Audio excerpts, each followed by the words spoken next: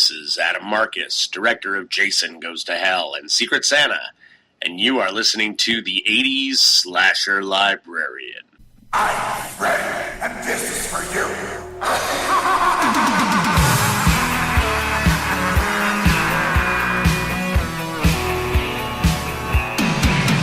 Hear the happy feet dancing to the beat of the Freddy. Put a guy in front, make a line in back, then you're ready. Pick your feet up, swing your arms up to move your head both ways like you see him do. Then jump, repeat to the swinging beat of the Freddy.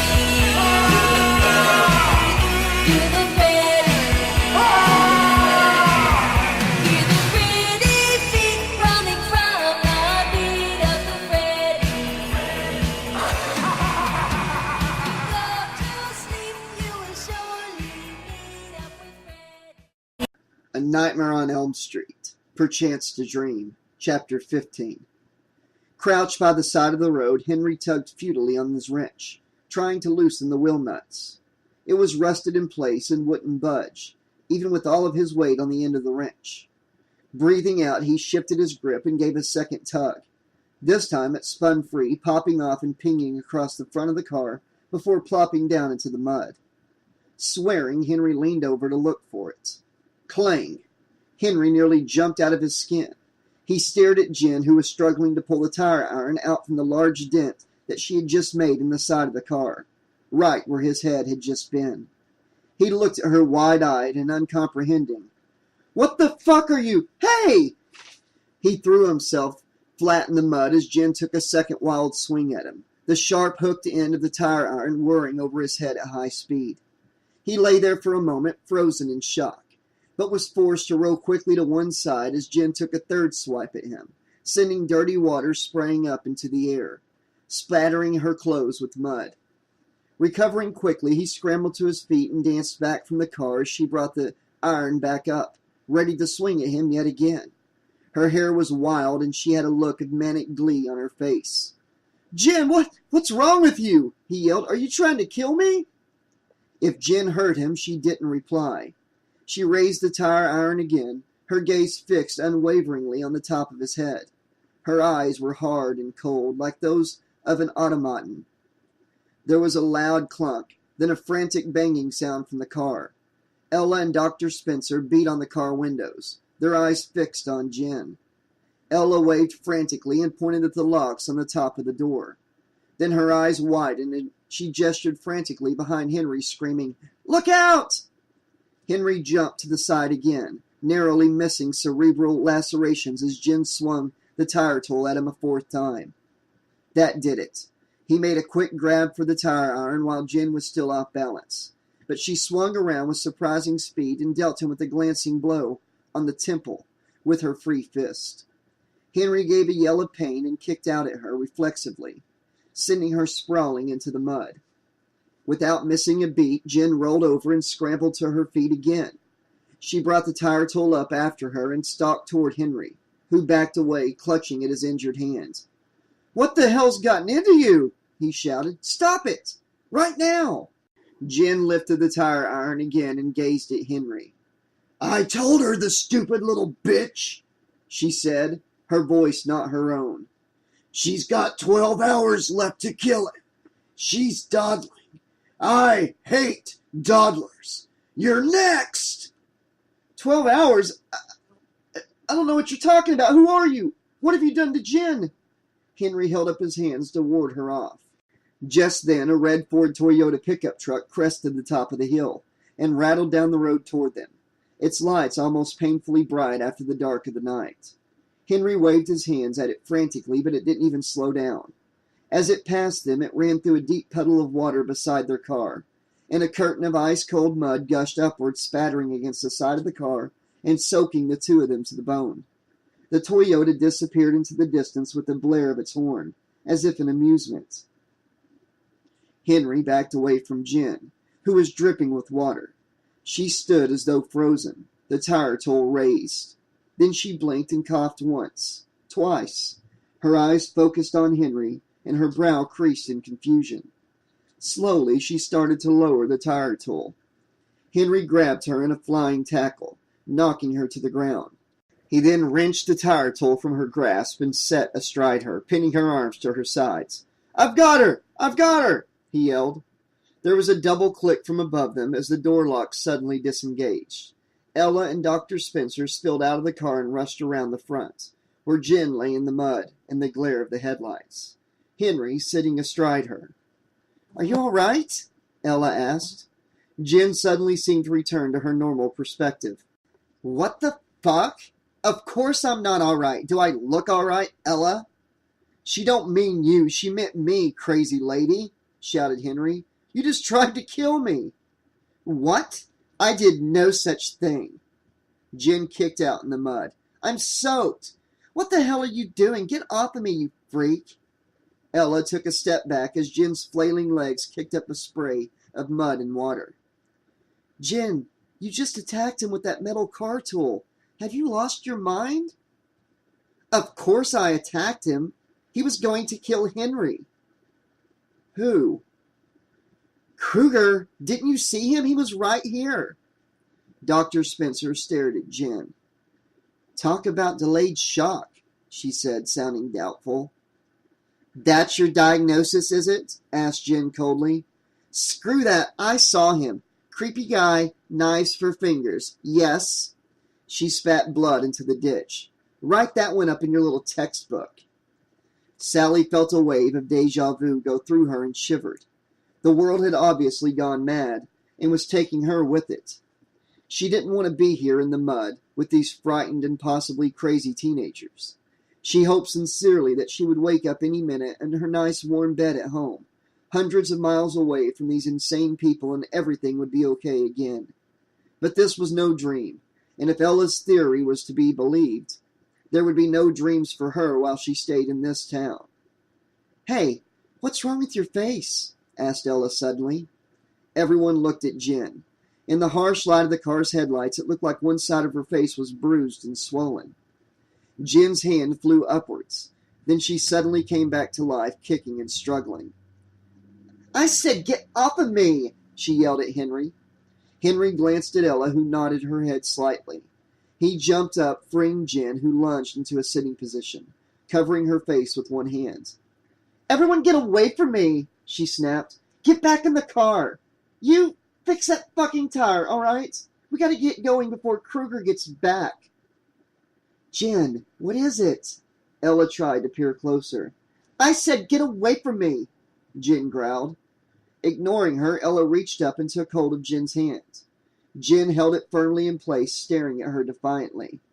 Then after a moment, the angry light faded from her eyes and tiredness flooded in. Slowly, she lowered her hands. Ella stared in horror. The left side of Jen's face was covered with faded bruises, in all shades of purple and yellow. The area beneath her eye was discolored, with patches of light and shade. "Jen, where did all this come from? Henry never touched you." "She's right. I hit like a girl," admitted Henry. "What happened to you?" Jen sighed, the sound seeming to come from the pit of her soul. "Dimitri happened to me, that's what," she said. "Dimitri? I don't understand." Jen lowered her eyes to the mud. "I guess I really do pick him, huh?" she said with a shaky attempt at joviality. She looked up sharply at Ella. "You had a crush on him, didn't you? Dimitri, I mean." "Me? No, of course not. Why would you think that?" Ella gave a small laugh that faded into silence. "That's crazy," she said defensively, uncomfortably aware of Henry's eyes on her.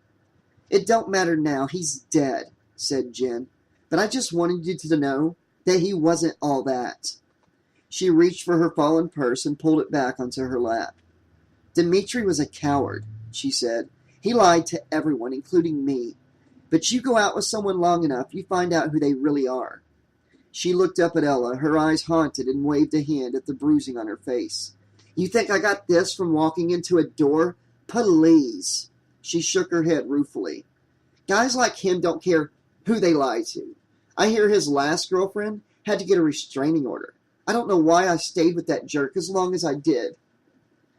Jen, I don't know what you're talking about, said Ella, but in the back of her mind a horrible light was dawning. She shut it out frantically, unwilling to believe that Jen was trying to tell her that Dmitri was abusive. It couldn't be true. Not Dmitri. Jen shifted in the mud, trying to wipe it off her hands and onto her equally muddy jeans. She gave up a hysterical little laugh. Henry, you asked me why I was always messing with makeup? She waved a grimy hand at her black eye. Is this a subtle enough hint for you?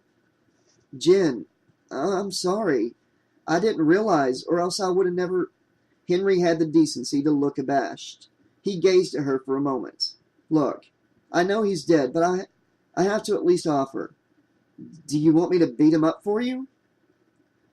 No need, but thanks anyway. Jen hung her head, breathing deeply. Then she looked up at the night sky. Above her, the stars were starting to come out. She watched them, a tiny little tugging at the corner of her mouth. We should get going, she said. I want to find this killer guy, Kruger or whatever the fuck his name is, and thank him. Then I'm going to kill him in 100 different ways for what he did to Nicky. She paused for a moment. Even though she was a goth dyke, she didn't deserve to die like that. Right there with you, sister, said Henry with feeling. Apart from the goth dyke bit. He held out his hand to her. Come on, let's get this over with. We've got work to do. As they trudged back to the car, they could hear the scratchy crackle of the CB radio blaring away. A tiny but unmistakable voice was calling out. All cars to Parkway and Hawthorne. We have gunshots fired at the Stray Cat Bar and Grill. Suspect, one white male, mid-40s, one white juvenile, late teens, spotted leaving the scene in a red Toyota. Someone call the dickwads up at Weston Hills. Get a containment van down here. Stat. Henry stared at Ella. How quickly can you change a tire? He asked. Up in room 13B of the Springwood Travel Hotel, Jacob leaned heavily against the inside of the wooden door, hands on his knees, trying to catch his breath after their mad fight from the strip joint. They had hidden their Toyota truck in a lot 5 blocks away and ran the rest of the way to the hotel, just in case. Kane busied himself in making sure the place was secure, pulling the curtains, disconnecting the phone, locking the windows. When the room was fixed to his satisfaction, he crossed over to Jacob and plunked himself down on the edge of the bed, bouncing like a child. Try to relax, he said. Would it help if I put some music on? Jacob just looked at him. Kane shrugged. Suit yourself. I always find Bach takes my mind off things. Jacob stared at him, shaking his head. You're a madman, he declared. Oh, you're a fine candidate to talk. I am, but now I'm too mad at you. About what? Jacob pulled himself up to his full height and glared at Kane. Oh, the security guard? What do you think? Jacob answered. Kane's face twitched slightly. I told you, casualties were necessary, he said. Jacob opened his mouth to speak, but Kane waved his hand irritably, silencing him. We'll talk about it later. For now, back to business. He got up off the bed and went over to the closet. Opening it, he pulled out a leather pouch and tossed it across the bed. 1 death stone, he said, and the final ingredient. He reached inside and pulled it out. Sarah? Jacob stared at the terrified young girl as Kane dragged her out of the closet and threw her down on the bed. She was bound hand and foot with thick swaths of black duct tape, her terrified eyes peering out from behind a knotted gag made from a red bandana. A big blue bruise marred one side of her pretty face, but otherwise she seemed to be unharmed. What? How? Jacob's eyes flicked back up to his caseworker, unbelieving. Kane, what did you do? He appeared unmoved. I did what was necessary. Since when does kidnapping become necessary? Jacob was beside himself. The guys up at Weston Hills are going nuts trying to find her. I didn't kidnap her. She came of her own free will, just as you did. But she's all tied up. She changed her mind. I told her there was no going back, but she persisted in trying to escape from me. Kane's eyes were gleaming. See, she had the dreams too, just as you did. I overheard her talking about them and asked her if she wanted to get rid of Freddy for good. I helped her escape. Nobody suspected a thing. But when I told her what was involved, she decided to try to run away from me, the ungrateful little brat. Didn't you, Sarah? She looked up at Kane and shook her head mutely, her eyes huge. Don't lie to me, Sarah, said Kane. He stroked her fair hair out of her eyes, then checked that her gag was secure. I hate it when people lie to me. He hesitated, undermining his sense of menace. But the night is young, and we have work yet to do. He turned his back on them and plunked the death stone off the bed, holding it up against the fluorescent light. Then he reached into his pocket and pulled out a switchblade. There was a muffled squeal from Sarah. Kane ignored her and opened up the knife, then quickly drew the blade across his own forearm, hissing with pain. Blood seeped out of the thin cut in his flesh. He quickly brought the death stone up and let 3 drops of blood fall onto it. A reddish-black glow came from the depths of the stone. Kane glanced up to check that the curtains were closed, then advanced on Sarah, knife in hand, holding up the glowing stone. He stopped as Jacob moved to block his way. Stand aside, Jacob, he commanded. Jacob folded his arms, looking Kane right in the eye. You want me to help you? You better explain yourself. That I will, boy, Kane said. He glanced behind him and casually picked up a small china lamp from the nightstand. He examined it carefully, as though he were in a store, making a decision about a purchase. But that can wait. Spinning around, he brought the lamp down with surgical accuracy across the side of Sarah's head. There was a sickening crack, and she pitched forward, face down onto the floor.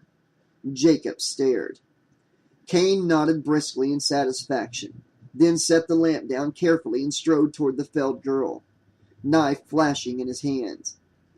Jacob immediately jumped up to block his path, grabbing him by the front of his jacket. You'd better get the hell away from her, Jack, or I swear you'll what? Call the cops?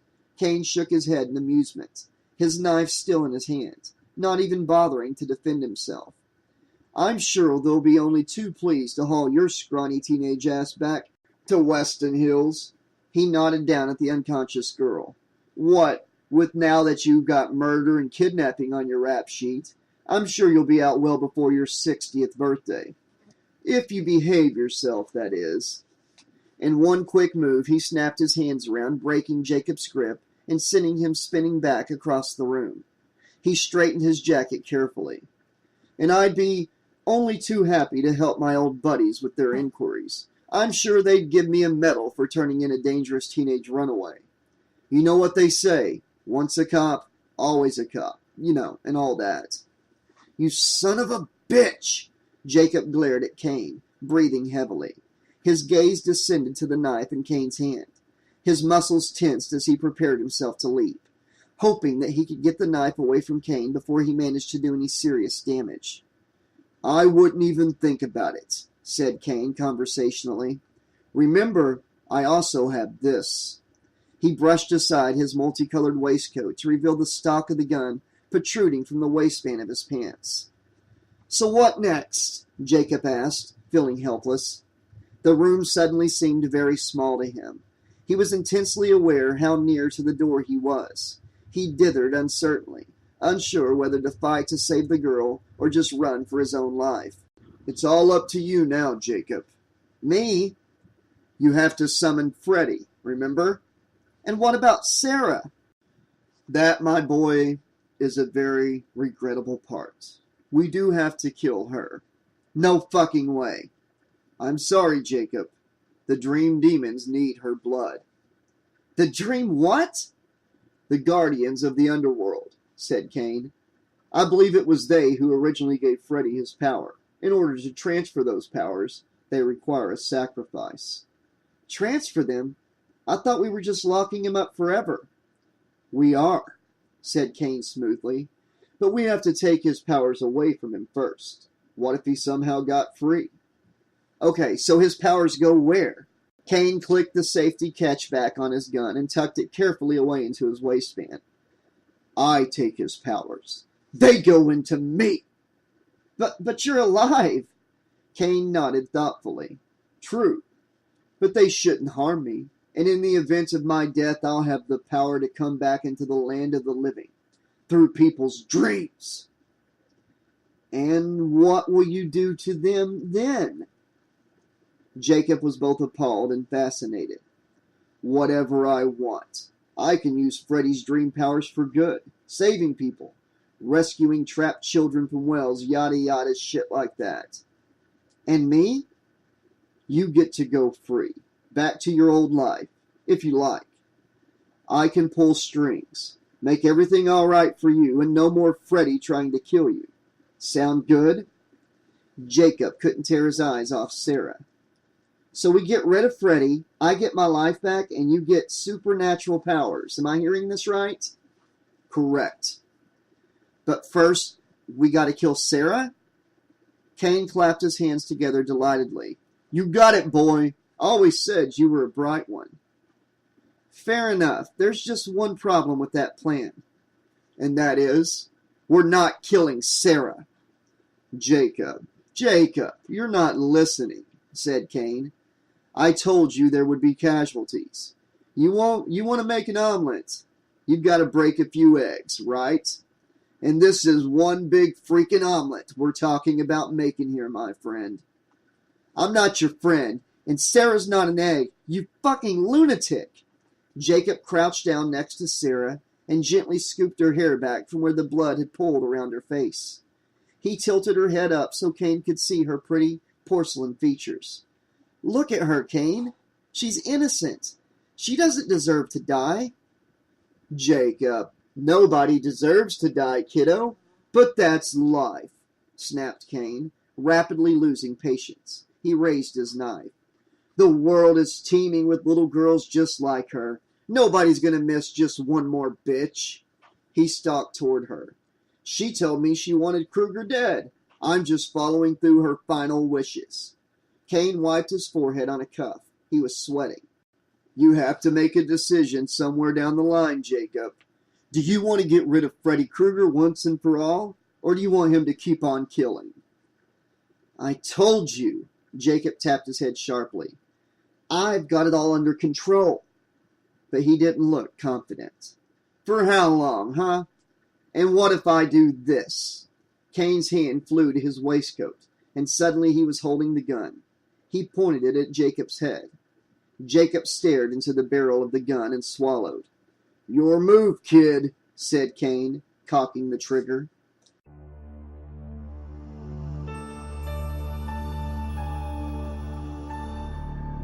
In the back seat of the car, Jen swallowed an aspirin and groaned. Okay, I officially feel gross. Can we go back to my place for a shower before we go tackle the mad serial killer, please? Sally ignored her, concentrating on the road. Well, I think you're all a bunch of spoilsports, said Jen, folding her arms. I don't get into some clean clothes very soon. There may very well be deaths. I know her. She's not kidding, said Henry. Think back, Jen, said Ella, turning around in her seat. Do you remember what happened? Jen rubbed her eyes. It was like I had kind of a blackout. I was just sitting there daydreaming, and suddenly my head was all full of death and blood. And there was this strange noise like nails on a blackboard. Then I saw Kruger, creeping up on Henry. I don't remember much after that. What were you daydreaming about? Oh, the usual. I was mad at Henry, so I was just fantasizing about the dozen ways I'd like to kill him. She got a sudden shock of realization. Oh! So you were thinking about how you'd like to kill him? And then you were actually trying to kill him? I didn't do it on purpose. I'm not saying you did. Ella turned to Sally, a pensive look on her face. Any thoughts? You know about this kind of stuff? Could this be related to the not dreaming thing? Perhaps she was hallucinating? Doctor, please. Sally looked doubtful. It's possible, she said, but you should be able to distinguish between daydreaming and fantasizing. Daydreams are uncontrolled, unconnected images in your mind. They have no direction or purpose, and you might even not be aware you're daydreaming. It's kind of like the brain resting, like reorganizing your wallet when you're stuck in traffic. She rubbed her chin thoughtfully. Fantasies are different.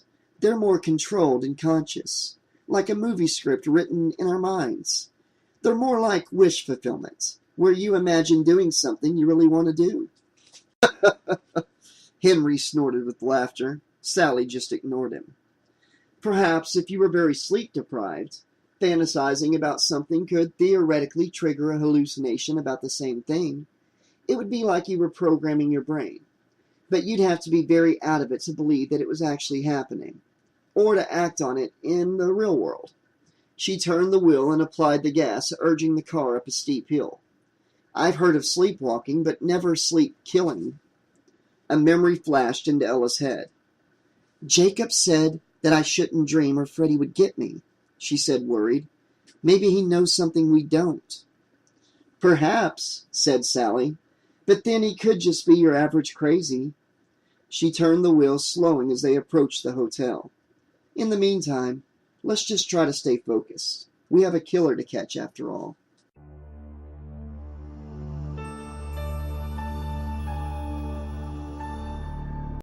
Up in the hotel room, Jacob stood frozen, staring down the barrel of the gun that Kane pointed at his head. On the floor, the unconscious form of Sarah moaned slightly, rolling over. Kane didn't so much as glance at her. You can't live forever, Jacob, Kane continued, his voice far away. That's a very arrogant point of view. Eventually Kruger will be free again, and then you've lost. Is that what you really want? Your father's killer? Free to enjoy torturing, maiming, and killing whoever he wants, whenever he wants? He paused, dropping his voice. Like he killed your foster parents? A whiplash of reaction crossed Jacob's face. He licked his lips and gave Kane a hard, almost pleading stare. Several conflicting expressions crawled across his face, and his gaze flicked down to Sarah. I know you didn't do it, Jacob, said Kane, lowering the gun. His voice was low and soothing. I know it was Freddy. They had no right to lock you up like that. It wasn't your fault. Jacob stared at Kane, then slowly shook his head. They didn't believe me, he said. His voice was barely audible. I know they didn't. I was there, remember? I tried to tell them what happened. Jacob pulled anxiously at his blood-flecked shirt. They said I was crazy. But it was him. He tricked me. He made it look like... Jacob thumped his forehead with his clenched fist, closing his eyes. I thought I was killing him. But really, I was killing... His voice faltered, and he looked down, scratching at the remains of the dried blood on his fingernails. A moment ticked past, during which Sarah's light breathing was audible from floor level. Will this work? Jacob asked eventually. Kane nodded vigorously. Absolutely, my boy. I told you. We trapped Kruger's essence in this stone. He's gone. Forever. Your father's death will be avenged, and you can get on with your life. No more killing, no more death. Think about it. One tiny life. One minuscule life. To spare the lives of hundreds of innocent people. He reached out and touched Jacob's blood-stained palm with a finger. And the choice, Jacob, the choice is in your hands. Jacob breathed in deeply, then let the air out of his lungs with a world-weary sigh. What do you want me to do? Kane nodded toward the door. Go outside. Keep watch. I'll take care of the rest, my boy. Jacob tipped his head to one side and looked at Sarah's unconscious form for a long moment. Her hair had fallen across her face, and she looked peaceful, almost as if she was sleeping. She won't feel a thing, Kane said softly. I'll make sure of it. Jacob nodded his head almost imperceptibly. Then he marched absolutely and resolutely toward the door, without looking back. Ella jumped out of the car and crunched up the gravel drive toward the hotel. Above her, the lights in the guest rooms glowed brightly. The wind whipped up, and behind the hotel a train glided out of the station, its horn blaring. Ella glanced back over her shoulder at the others as they clambered out of their car, almost dancing with impatience. Come on, the cops will be here any minute. I'm hurrying. Henry stood with his head buried in the trunk of the car, rooting around frantically. I can't find my flashlight. You don't need it. I do.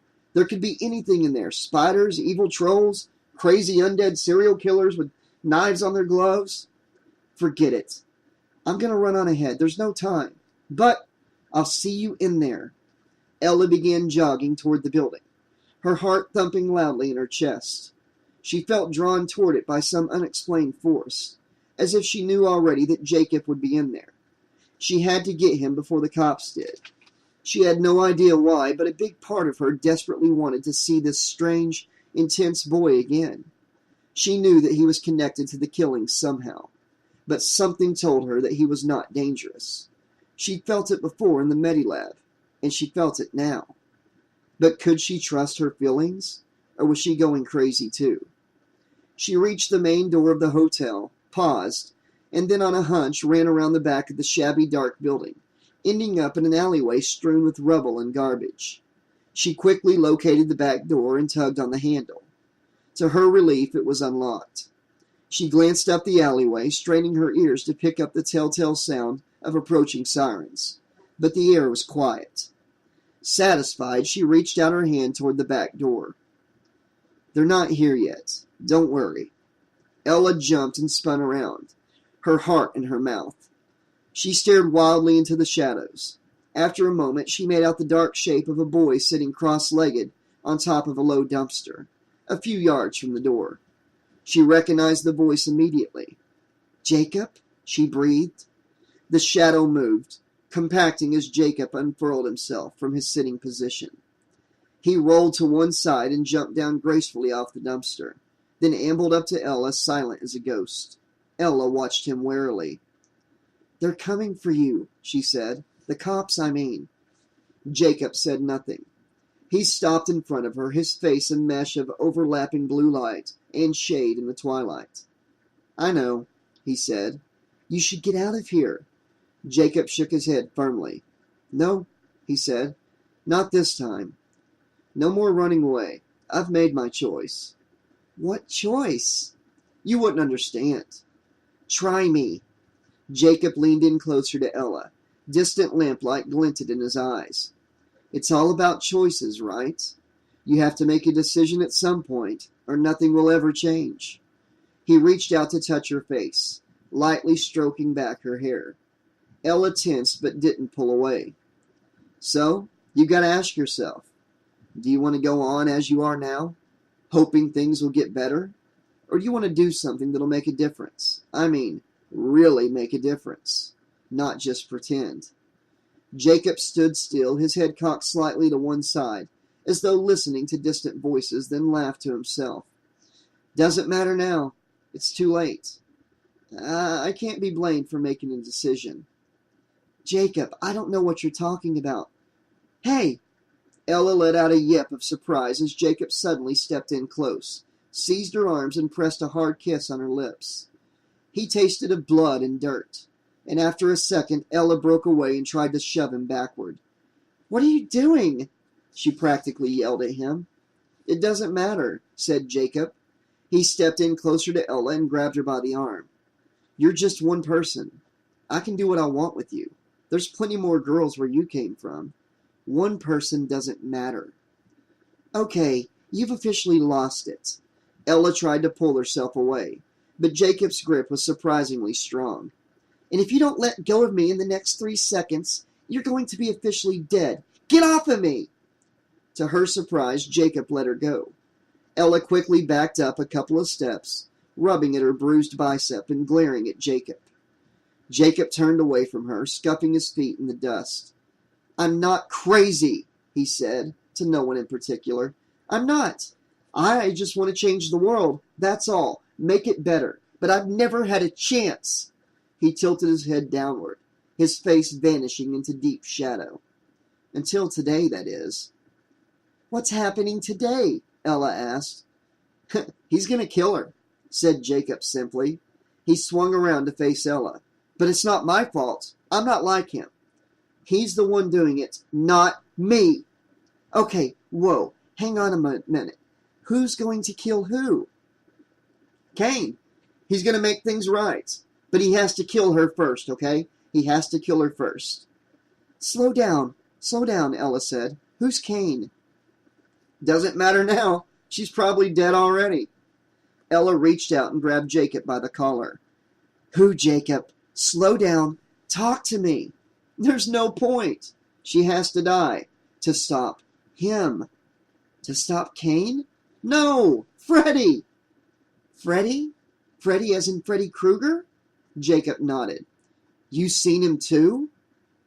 Unless there's another badly dressed knife-wielding maniac who lives around here, then yes, Jacob, I've seen him. A look of panic flooded Jacob's eyes. He seized Ella by the shoulders. Then they'll come after you too. Don't tell anyone you've seen him. Don't say his name. Don't tell your parents. Don't tell the cops. Especially not the cops. They'll take you away. They'll lock you up. They'll make you think you're crazy. Jacob suddenly flinched as a police siren whirled in the distance. You should go. Go now or he'll kill you too. Jacob! You don't understand. Don't get involved. Trust me on this. Go! Jacob reached out a hand to stroke Ella's cheek. Ella slapped it away. 2 of my best friends died today, Jacob. I'm already involved. And if you don't cut the crazy shit and tell me exactly what's going on, you're going to wish that I was never born. Jacob stared at Ella for a long moment. He opened his mouth to speak. Ella! Ella glanced over her shoulder to see Henry jogging toward her, followed at a short distance by Jen and Dr. Spencer. He's over here, Ella called. Henry panted up to her and skidded to a halt. Who's over here? He asked. Jacob, he's right. Ella turned around. Oh, she said. Jacob was nowhere to be seen.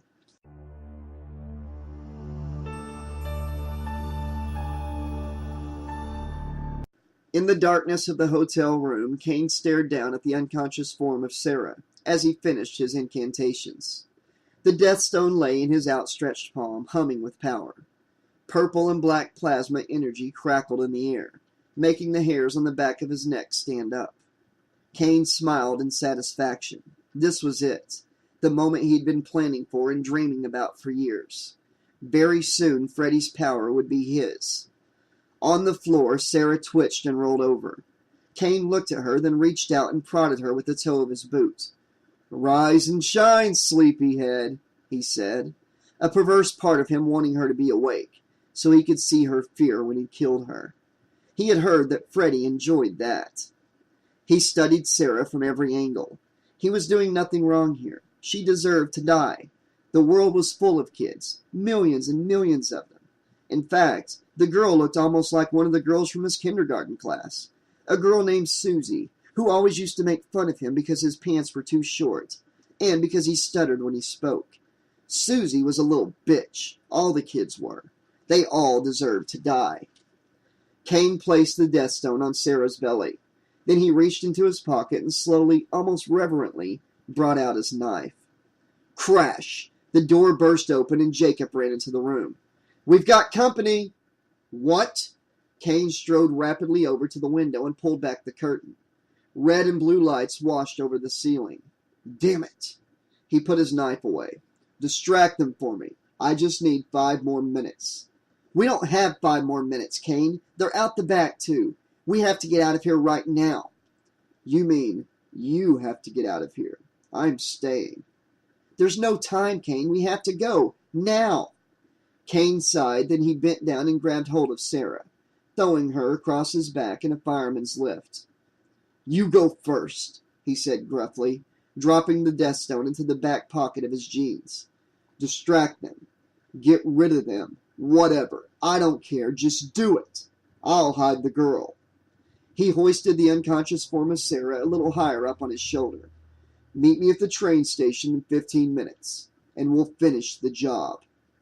You're the boss, said Jacob unhappily, his eyes riveted to Sarah. He hadn't expected to see her alive again. Before he could reconcile his emotions, the door flew open a second time. He glanced up at the newcomer. Ella! He gasped. Jacob, are you okay? Ella rushed over to him. You have to tell me about Freddy. We need to know how to stop him before... Her voice trailed off as she saw Kane looming over her, the limp body of a little girl strung across his back. Her eyes flew to the knife in his hand, and she froze. "Kane, I presume?" she said weakly. Kane stared at Ella, then rounded on Jacob, his face turning to thunder. "Who is this?" he growled. Jacob pulled an apologetic expression. "I don't know. I've never seen this girl before in my life." "She just said my name," Kane bellowed. "What have you done, Jacob? Who have you been talking to?" "Forget it, Kane. Just go. She's not important." "Jacob, she's seen us now. What are you going to do, erase her memory?" He stepped over to the bed and dumped Sarah down onto it. Then he reached into his pocket and pulled out the gun. "Kane, no!" Jacob shouted. Ella reacted instantly, diving for the doorway. In the split second before she reached it, Jacob struck out at Kane, smacking the gun out of his hands. The gun went off, the bullet shattering the glass light shade, and the pistol clattered to the floor. Ella screamed. On the patterned eiderdown, Sarah stirred, roused by the noise of the gunshot. She raised her head weakly. "Mommy?" she said. Kane rose to his full height, towering over Jacob. "You ungrateful little pig!" he shouted. "After everything I've done for you, how could you betray me like this?" But I... "No buts, Jacob." Kane pulled out his knife and marched over to the bed. "We'll just have to move things forward a little bit. Hold her down for me." "Screw you." "Fine." Kane grabbed Sarah by the throat. Sarah shrieked in fear, still groggy from her concussion. Then the door flew open a third time. "Police, drop the weapon." Kane sighed testily. "Oh, for fuck's sake." Before anyone could react, he grabbed the pistol off the floor, then turned and seized Ella by the hair, pulling her into a headlock. "Anyone moves and I blow her fucking face off," he said. "I said drop the weapon. What is this, Donut Thursday, buy one cop, get two free?" Kane glared at the three armed cops braced in the doorway. "Jacob, you just gonna sit there like a lemon, or are you going to help me?" "I don't know. I don't think we should." Kane drew back the hammer on the pistol. Ella gave a cry of fear and squeezed her eyes tight shut. On the bed, Sarah started crying. Okay, fine." Jacob gritted his teeth and closed his eyes, summoning the dream energy in the room. The energy swiftly coalesced, swirling around his head in a ghostly cloud before focusing into 5 beams of white light. Then he opened his eyes and turned toward the cops, directing the full force of his will toward them. The light shot down toward Jacob's head and poured out through his eyes in a piercing burst, catching the police full in the face with the blast. And nothing happened. A moment later, the light died from the room. Jacob blinked. The cops were still standing there in the doorway, aiming their guns at him. One of them, a tall guy with lovely black hair, clicked the safety catch off. "This is your last warning," he shouted. "Or what? You'll shoot me, you lily-livered pussy?" growled a very familiar voice from the back of the room. Jacob turned. His eyes widened. "Oh, you gotta be kidding me," he protested.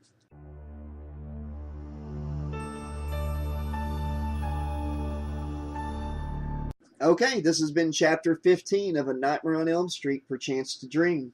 Only 2 more chapters to go, folks. And this story just took a big turn.